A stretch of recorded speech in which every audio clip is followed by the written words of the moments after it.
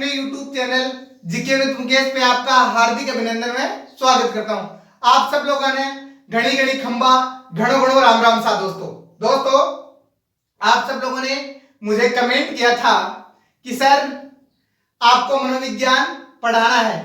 दोस्तों आप सबके कमेंटों का प्रति उत्तर देने के लिए मैं प्रतिबद्ध हूं, कर्तव्यनिष्ठ हूं। हर एक वो प्रयास करूंगा जो आप चाहते हो। इसलिए मैंने मनोविज्ञान का आज पहली जो अपनी क्लास है, हम पहला वीडियो आपके सामने मैं लेके आ रहा हूं। दोस्तों थे किया हो मन कमेंट बॉक्स में थे बताओ आप सब लोग किया हो। और मनोविज्ञान की जो हमने क्लास आरंभ की है दोस्तों, इस क्लास के बारे में भी मुझे आप लोग बताना। आप लोगों ने मेरी तमाम जो मैंने वीडियो डाले हैं उन सब वीडियो का आपने तमाम सोशल मीडिया पे ज्यादा से ज्यादा प्रसारित किया और आपके अपने सर मुकेश सर को आप लोगों ने एक नई, जिसको मैं ये कहूंगा जो पहचान दिलाई है, वो आप लोगों की वजह से मुझे एक पहचान मिली है दोस्तों। इसलिए मैं ये चाहता हूं आप मुझे जो कहेंगे वो आपको मैं पढ़ाने का प्रयास करूंगा। दोस्तों आप तो सिर्फ कमेंट डाल दिया करो कि आपको ये टॉपिक पढ़ाना है, मैं अपने आप पढ़ा दूंगा। एक दोस्तों हमारे वीडियो के अंतर्गत जो त्रुटियां आ रही हैं कैमरे की, हम लोग जल्दी ही नया कैमरा लेके आएंगे और उस त्रुटि को भी हल करने का प्रयास करेंगे। और भी हमारे वीडियो में दोस्तों कोई कमी है तो आप मुझे अवगत करवाएं, क्योंकि आप सब लोग मेरे परिवार के मेंबर हैं, मेरे घर के सदस्य की तरह हैं। चलो दोस्तों आज का जो हमारा टॉपिक है वो पढ़ते हैं। लेकिन दोस्तों एक बात ध्यान रखना, आज जो मैं आपको पढ़ाने जा रहा हूं, जो आपको बताने जा रहा हूं, वो आपके जीवन में बहुत ज्यादा महत्वपूर्ण है। और दोस्तों आरंभिक जो बिंदु है, आप शिक्षक बनने जा रहे हो तो इससे पहली जो क्लास है वो मुझे यही अच्छी लगी, यही क्लास हमें आरंभ करनी चाहिए। सभी प्रतियोगी परीक्षाओं की तैयारी करने वाले तमाम शिक्षकों को पहले तो मेरा हार्दिक अभिनंदन व उनका स्वागत करता हूं और ईश्वर से ऐसी मनोकामना करता हूं जो मेरे इस YouTube चैनल को देख रहे हैं, जो मुझे वीडियो में देख रहे हैं। दोस्तों मैं आपको प्रत्यक्ष रूप से मेरी बात है वो अभिव्यक्त करने का एक प्रयास कर रहा हूं। मैं ईश्वर से ऐसी प्रार्थना करता हूं आप अपने जीवन में सब लोग सफलता की कामयाबियों को, बुलंदियों को छुएं। दोस्तों मेरी ऐसी ईश्वर से कामना है कि आपका नाम, आपका यश, आपकी कृति, आपका वैभव इस दुनिया में एक दिन गूंज उठे। दोस्तों आप अपने सर को प्यार देना, सम्मान देना। दोस्तों आपका अपना YouTube चैनल है। किसका YouTube चैनल है दोस्तों? आपका ही, मेरा नहीं है, क्योंकि मैंने ये जो YouTube चैनल है आप लोगों के लिए समर्पित कर दिया है। मैं आप जो कहोगे वही मैं पढ़ाने का प्रयास करूंगा। चलो दोस्तों पढ़ते हैं। हाँ एक बात और है दोस्तों, जो शिक्षक वर्तमान में कार्यरत है, चाहे वो प्राइवेट स्कूल में कार्यरत हो, चाहे वो गवर्नमेंट स्कूल में कार्यरत हो, चाहे वो 3rd ग्रेड का शिक्षक हो, चाहे वो 1st ग्रेड का शिक्षक हो, सभी से मेरा अनुरोध है मेरे इस वीडियो को आप पूरा देखना। क्योंकि एक शिक्षक की गरिमा क्या होती है, एक शिक्षक का पद क्या होता है, एक शिक्षक की प्रतिष्ठा क्या होती है, एक शिक्षक का बखान क्या होता है, वो सारी चीजें आपको इस वीडियो में मिलेंगी। तमाम शिक्षकों से मेरा अनुरोध है इस वीडियो को पूरा देखना, बीच में अधूरा मत छोड़ना, क्योंकि आप लोग हो सकता है मेरे से ज्यादा अनुभवी हो, लेकिन मैं जिस निष्कर्ष तक पहुंचा हूं, जिस तथ्य तक पहुंचा हूं, वो तथ्य आप सब शिक्षकों के सामने प्रस्तुत करने जा रहा हूं। जो अभ्यर्थी बीएड वाले हैं, जो एग्जाम दे रहे हैं रीट की और एसटीसी वाले हैं, तमाम जो शिक्षक बनने जा रहे हैं, प्लीज आपसे मेरा व्यक्तिगत अनुरोध है कि इस वीडियो को आप पूरा देखना, काटना मत वीडियो को। दोस्तों साइकोलॉजी का एक टॉपिक है जिसका नाम है शिक्षण अधिगम की प्रक्रिया। अब देखो दोस्तों शिक्षण क्या होता है। पहली चीज तो यह है कि शिक्षण किसे कहते हैं। शिक्षण किसे कहते हैं?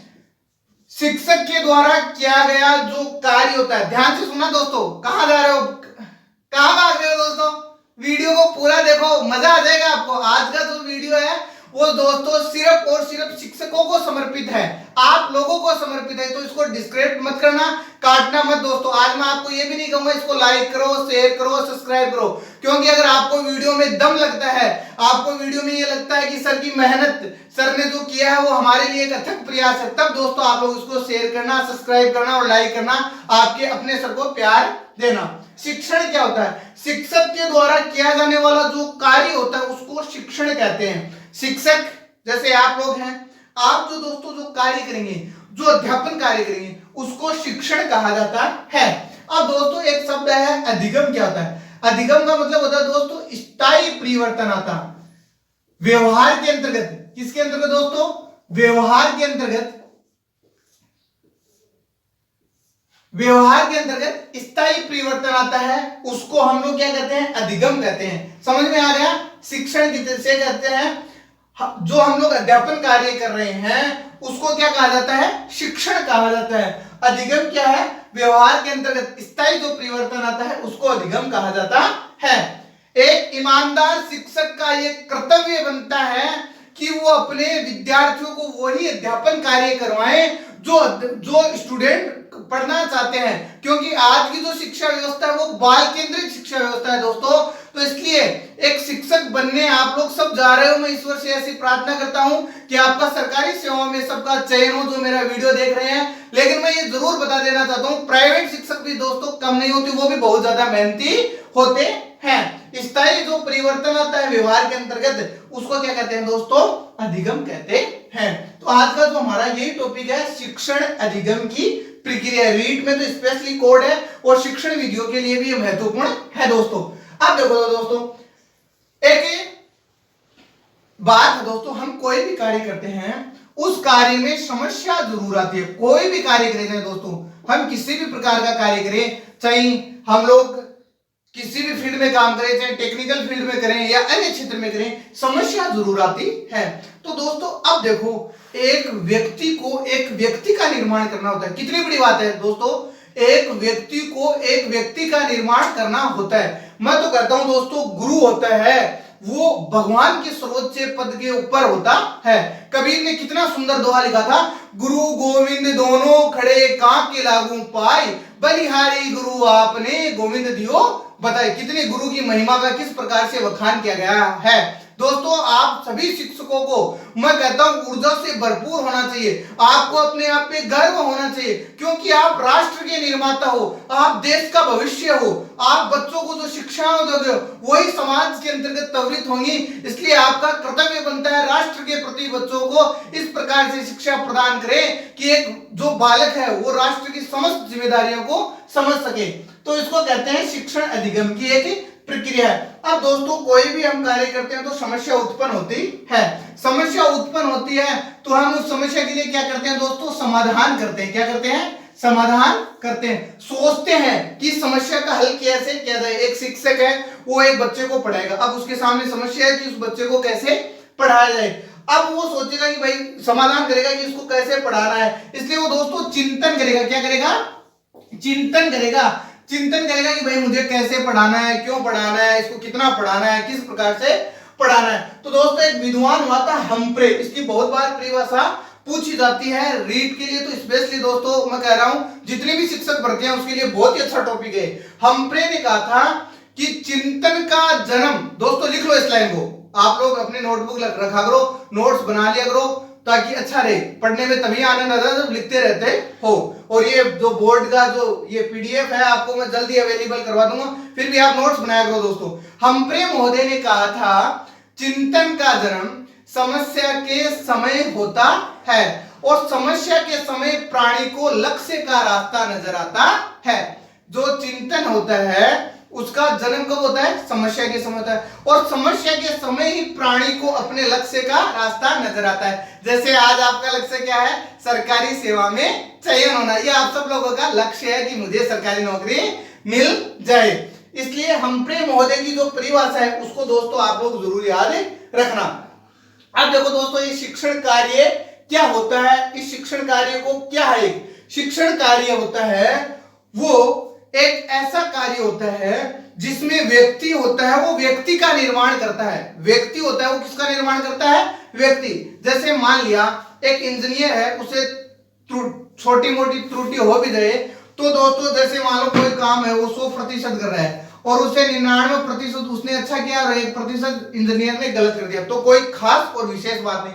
अगर शिक्षक ने स्टूडेंटों को 100 बातें अच्छी बताई और एक बात अगर उसने बुरी बता दी, एक बात उसने गलत बता दी, तो शिक्षक पे स्टूडेंटों का विश्वास उठ जाता है। इसलिए ये काम होता है दोस्तों बहुत ही ईमानदारी का होता है, बहुत ही ज्यादा। और मैं तो बताऊं शिक्षक को हमेशा ये अध्ययनशील होना चाहिए। एक शिक्षक का कर्तव्य बनता है कि वो न्यूज़पेपर है, तमाम अच्छी अच्छी बुक्स हैं, अपने सब्जेक्ट के बारे में तमाम नई नई जानकारियां उसको प्राप्त करनी चाहिए ताकि अपने नॉलेज में वो वृद्धि कर सके। दोस्तों तमाम मेरे आज के इस वीडियो को आप लोगों को अगर दम लग रहा है, आप लोगों को मेरी मेहनत नजर आ रही है, तो आप इसको लाइक शेयर सब्सक्राइब जरूर करना, क्योंकि दोस्तों आज मैं आपको स्वयं कुछ नहीं बोलने वाला हूं। अगर आपको मेरी अध्यापन शैली अच्छी लग रही है तो मुझे उम्मीद है आज हमारे सब्सक्राइब जरूर, मैं मानता हूं थोड़े कम हो सकते हैं, लाइक कम हो सकते हैं, लेकिन आप लोगों का मेहनत, आप लोगों का जो प्यार मिलेगा उसके बदौलत हम कुछ ना कुछ जरूर नया करने का प्रयास करेंगे। अब देखो दोस्तों, हम्फ्रे महोदय की परिभाषा याद रखना, लिख लो, अगर लिखना चाहते हो तो लिख लो आप। चिंतन का जन्म समस्या के समय होता है। समस्या के समय प्राणी को लक्ष्य का रास्ता नजर आता है। लिख लिया दोस्तों? अगर आप मुझे कमेंट बॉक्स में बताना, दोबारा पुनरावृत्ति कर दूंगा। अब देखो दोस्तों, शिक्षण एक समस्या है। शिक्षण है वो क्या है कि समस्या है। ये समस्या कैसे है दोस्तों? ये देखो कितनी अच्छी बात है। ये समस्या कैसे है? सोचना पड़ता है, सोचना पड़ता है कितना पढ़ाना है, बच्चे को कैसे पढ़ाना है, और इसको जो हम लोग अधिगम करवाएंगे वो कितना करवाना है। एक शिक्षक है, शिक्षक महोदय को ये सोचना पड़ता है कि वो बच्चों को कैसे पढ़ाएगा, कितना पढ़ाएगा और उसको क्या करना है। जैसे दोस्तों आज की मेरी ये क्लास है, तो मैंने पहले इस क्लास के नोट्स बनाए, पहले मैं इसको 2-3 बार मैंने खुद ने तमाम विभिन्न अलग अलग पुस्तकों से पढ़ा, उसके बाद में मैंने एक रिजल्ट निकाला, एक निष्कर्ष निकाला कि आप लोगों के सामने ऐसे तथ्य प्रस्तुत किए जाए, ऐसे कंटेंट प्रस्तुत किया जाए ताकि आपको आसान पूर्वक समझ में आ जाए। तो दोस्तों आप सब लोग शिक्षक बनने जा रहे हो, क्योंकि चाहे आप नौकरी कहीं करो, प्राइवेट स्कूल में करो, सरकारी स्कूल में करो, आप लोगों को अपने आप पे देखो दोस्तों, सबसे पहले तो मैं आप लोगों को एक बात बोलना चाहता हूं, आपको अपने पे गर्व होना चाहिए। क्यों होना चाहिए दोस्तों? ईश्वर ने हमें जन्म दिया है, इसलिए दिया है कि हम इस दुनिया में जाएं और कुछ नया करें। फिर हम लोगों ने अपनी अध्यापन कौशल से एक शिक्षक का पद अर्जित किया है, जिसको समाज में सर्वोच्च शिखर पे रखा जाता है। समाज के अंतर्गत जिस पद को सबसे सर्वोत्कृष्ट रखा जाता है वो शिक्षक होता है। इसलिए आप सबको अपने आप पे गर्व होना चाहिए। कुछ लोग कहते हैं कि हम तो प्राइवेट शिक्षक हैं, रोएंगे ऐसे। अरे क्यों रो रहे हैं? किस लिए? अपने आप को देखो कि हम खुद शिक्षक हैं, हमें गर्व है अपने आप पे, हम बच्चों को पढ़ाने जा रहे हैं, हम अपने जीवन में कुछ नया करने जा रहे हैं। तो दोस्तों सोचना पड़ता है कितना पढ़ाना है, कैसे पढ़ाना है और क्यों पढ़ाना है। दोस्तों शिक्षण एक सामान्य कार्य नहीं है। देखो दोस्तों कितनी अच्छी चीज है, शिक्षण है वो एक सामान्य कार्य नहीं है। दोस्तों प्लीज वीडियो को बीच में मत छोड़ो, आपको बहुत अच्छी बातें बता रहा हूं, बहुत ऐसी ऐसी बातें आपको साइकोलॉजी में बताऊंगा जो तमाम कभी किसी शिक्षक ने नहीं बताया होगा आपको, मैं वादा करता हूं दोस्तों। क्योंकि मैं लगभग दोस्तों मेरी जो आप लोगों को कभी मैं अध्यापन कार्य के बारे में बताऊंगा कि मैं कितने घंटे पढ़ने के बाद में एक रिजल्ट तक पहुंचता हूं, एक निष्कर्ष तक पहुंचता हूं। आप लोगों के सामने ऐसे नहीं आता, मैं आप लोगों के सामने कोई मजाक नहीं आना, और फिर मैं ये वीडियो बनाता हूं तो इसमें बहुत सारी मेहनत लगती है। इसलिए कहता हूं दोस्तों प्लीज आपसे मेरा निवेदन है, वीडियो को पूरा देखो दोस्तों, आपको मजा आ जाएगा। आपको मैं जीवन की ऐसी ऐसी बातें बताऊंगा जो आपको जीवन में सर्वोत्तम मार्ग तक ले जाने का हर एक वो प्रयास करेंगे जो एक सच्चे और ईमानदार शिक्षक में होती है। दोस्तों शिक्षण वो एक सामान्य कार्य, कोई मजाक नहीं है। हर कोई टीचर नहीं बन सकता। टीचर वही बन सकता है जिसके पास शब्दों का भंडार हो, जिसके पास नॉलेज हो, जिसकी बात करने की क्षमता लगो, जिसमें नेतृत्व करने की क्षमता हो, ऐसा व्यक्ति शिक्षक बन सकता है और बन भी जाता है। जो शिक्षक, अगर कोई व्यक्ति असाधारण व्यक्ति शिक्षक बन भी जाता है तो वो ज्यादा दिन तक है वो शिक्षक के पद का मान सम्मान और गरिमा का बखान नहीं कर सकता है। तो दोस्तों एक विद्वान हुआ था एन मुखर्जी। एन मुखर्जी ने क्या कहा था, देखो दोस्तों ध्यान से देखो, अगर आप इसका जो स्क्रीनशॉट है वो लेना चाहो तो आप लोग ले सकते हो, आपके पास 2-3 सेकंड का समय है। शिक्षण कार्य प्रत्येक व्यक्ति के चाय के प्याले के समान नहीं है, ये तो कला और विज्ञान है। देखो दोस्तों कितनी प्यारी कितनी सुंदर परिभाषा एन मुखर्जी ने कही है। और मैं तो इस परिभाषा को बार बार अपने मन, अपने जहन, अपने मस्तिष्क में इसको बिठा के रखता हूं। कितनी प्यारी बात है। शिक्षण कार्य प्रत्येक व्यक्ति के, कोई मजाक है क्या किसी चाय की प्याले के समान थोड़ी है, ये तो कला और विज्ञान है। देखो कितने अच्छे शब्दों का प्रयोग किया है। एन मुखर्जी ने कहा है कि शिक्षण कार्य प्रत्येक व्यक्ति के चाय के प्याले के समान है, यह तो कला और विज्ञान है। प्रश्न कैसे आता है दोस्तों इससे कि शिक्षण, ये आपको दे देंगे और ऐसे पूछ लेंगे शिक्षण कार्य क्या है, तो उसमें दे देंगे क्या विज्ञान है क्या, तो आपको आंसर देना दोस्तों कला और विज्ञान है। इसे तो क्वेश्चन बनने की संभावना है, तो वो आपको बता देता हूं। एक तो दोस्तों ये हम्फ्रे वाली परिभाषा है, ये अधिकतर पूछी जाती है। एक अधिगम क्या होता है, तो स्थायी जो व्यवहार में परिवर्तन होता है उसको क्या कहते हैं, अधिगम कहते हैं। और वैसे आप शिक्षक बनने जा रहे हो, मेरे हर एक शब्द को समझने का प्रयास करना दोस्तों, हर एक शब्द को समझने का आप लोग इसे प्रयास करना। अब दोस्तों एक और है, विद्वान जो है एन मुखर्जी ने कहा है शिक्षण कार्य प्रत्येक व्यक्ति के चाय के प्याले के समान नहीं है, यह तो कला और विज्ञान है। यह तो कला और क्या है दोस्तों, विज्ञान है। अब देखो दोस्तों, शिक्षण एक प्रक्रिया है। शिक्षण क्या है दोस्तों, एक प्रक्रिया है। शिक्षण प्रक्रिया कैसे है, क्यों, क्योंकि इसमें दोस्तों दो व्यक्तियों की आवश्यकता होती है। ये एग्जाम में बहुत बार पूछा जाता है, शिक्षण प्रक्रिया में कितने व्यक्तियों की आवश्यकता होती है, तो याद रखना दोस्तों शिक्षण प्रक्रिया में दो व्यक्तियों की आवश्यकता होती है। दो व्यक्ति कैसे हैं, एक तो दोस्तों सिखाने वाला होता है और एक सीखने वाला होता है। जैसे गुरु हो गया और एक इसका विद्यार्थी हो गया। तो याद रखना कि शिक्षण एक प्रक्रिया है। शिक्षण क्या है, प्रक्रिया। एग्जाम में ऐसा क्वेश्चन आता है कि शिक्षण एक प्रक्रिया है। कैसी प्रक्रिया है, तो शिक्षण द्विमुखी प्रक्रिया है, अर्थात शिक्षण के अंदर कितने व्यक्तियों की आवश्यकता होती है दोस्तों, दो व्यक्तियों की आवश्यकता होती है। दोस्तों अब देखो मॉरिसन महोदय ने क्या कहा था, शिक्षण एक ऐसी प्रक्रिया है जिसमें एक अधिक परिपक्व व्यक्ति। दोस्तों आप लोग अगर हमारे वीडियो में किसी भी प्रकार की कोई त्रुटि है, चाहे टेक्निकल से संबंधित हो या मेरे आप लोगों को अध्यापन शैली से किसी भी प्रकार की कोई त्रुटि हो और कैसा भी प्रश्न हो, तो आप कमेंट में लिखें। मैं कमेंट का पूरा नहीं दोस्तों, मैं आपको ये विश्वास दिलाता हूं हर एक कमेंट का उत्तर देने का प्रयास करूंगा। और दोस्तों कुछ जो स्टूडेंट्स हैं वो मेरे लिए शायरियां लिखते हैं ना, वो उनका मैं हृदय की गहराई से बहुत बहुत आभार व्यक्त करता हूं। और उनसे मैं एक विशेष, मेरा एक लगाव सा हो गया आजकल। तो मैं जब तक वीडियो अपलोड नहीं करता हूं तब तक मुझे भी चैन नहीं पड़ता है, कुछ टेक्निकल दिक्कत हो जाती है, इसलिए उसमें थोड़ा सा टाइम लग जाता है दोस्तों। अब देखो दोस्तों मॉरिसन महोदय ने क्या कहा था, शिक्षण एक ऐसी प्रक्रिया है जिसमें एक अधिक परिपक्व व्यक्ति अंतः संबंधों के द्वारा कम परिपक्व व्यक्ति को सिखाता है। सही है दोस्तों, क्यों ऐसा क्यों होता है, एक बार मैं वापस पुनरावृत्ति करता हूं। 2 मिनट का वीडियो दोस्तों कंप्लीट हो जाएगा, प्लीज पूरा देखना वीडियो को।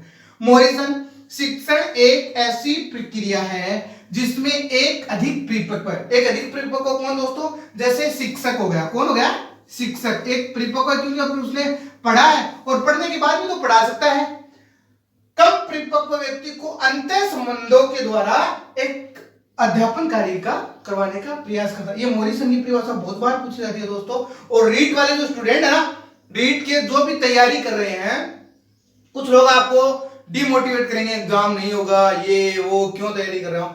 अपनी लगन, अपनी मेहनत, अपनी ऊर्जा, अपने माता पिता के सपनों को साकार करने के लिए अगर आप लोग मेरे साथ निरंतर जुड़े रहना चाहते हैं, मैं आप लोगों को ये विश्वास दिलाता हूं, रीड से रिलेटेड साइकोलॉजी के जितने भी टॉपिक है, 30 क्लास बने या चाहे 40 क्लास बने, जितने भी क्लासें बनेंगी, सारी क्लासें आपको मैं पीडीएफ के रूप में भी अवेलेबल करवाने का पूरा प्रयास करूंगा और सारे वीडियो आपको मैं अवेलेबल करवाऊंगा दोस्तों। अब देखो दोस्तों, जैक्सन महोदय ने क्या कहा, शिक्षण वह प्रक्रिया है जहां एक परिपक्व व्यक्ति, शिक्षक एक अपरिपक्व व्यक्ति शिक्षार्थी को अंतः क्रियाओं के द्वारा शिक्षा प्रदान करता है। दोस्तों इसमें ये याद रखना, जहां ब्रैकेट वाला शिक्षक आ जाए ना और शिक्षार्थी आ जाए, वहां जैक्सन का नाम आएगा और आप लोगों को जैक्सन उत्तर करना है। दोनों परिभाषा याद रखना दोस्तों। ये शिक्षण अधिगम प्रक्रिया क्या है, इसको हम 2 पार्टों में पढ़ेंगे। ये पार्ट तो मैंने आप लोगों के लिए, जो मनोविज्ञान से मुझे कमेंट आ रहे थे कि आप नहीं पढ़ाओगे, ऐसा वैसा, ऐसा कुछ नहीं है। आप जो कहोगे, जहां से कहोगे ना, मुझे ज्योग्राफी से रिलेटेड टॉपिक या जो भी कहोगे वो आपको मैं पढ़ाने के लिए तैयार हूं। आपने मेरे इस वीडियो को देखा, इसके लिए मैं ताखो आपको अपना सर, मैं आपका हृदय की गहराइयों से बहुत बहुत आभार व्यक्त करता हूं। आपको मेरे वीडियो में दम लगा है, आपको मेरे वीडियो में मेरी मेहनत दिखी है, आपको मेरे वीडियो में मेरी ऊर्जा दिखी है। दोस्तों, आप लोग स्वयं तय कर लेना कि आप अपने शिक्षक को मान देना चाहते हो, सम्मान देना चाहते हो। एक बात और, छोटी सी एक बात बोल देता हूं दोस्तों, आप लोग मेरे साथ निरंतर बना रहना चाहते हो तो मुझे कमेंट बॉक्स में जरूर डालें आप लोग दोस्तों कि हाँ सर, हम साइकोलॉजी की क्लास जरूर पढ़ना आपसे चाहते हैं, इसलिए मुझे और ज्यादा दोस्तों मैं प्रोत्साहित हो सकूं। आपका पुनः एक बार हृदय की गहराई से बहुत बहुत धन्यवाद।